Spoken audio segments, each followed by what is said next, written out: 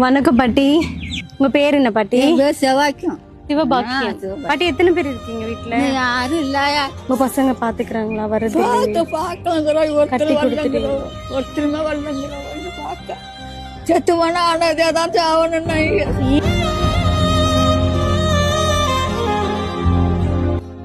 ஏன் அப்படி சொல்றீங்க? நாங்க இருக்கோம் பாட்டி. ஏன் அப்படி சொல்றீங்க? ஏன் அழுவுறீங்க? அன்பின் மொழி அறக்கட்டளை இருக்கும், வந்துடுறீங்களா? அவங்க நிறைய பேர் இருப்பாங்க உங்க வயசுல. எப்படி சாப்பாடுக்கெல்லாம் என்ன பண்றீங்க?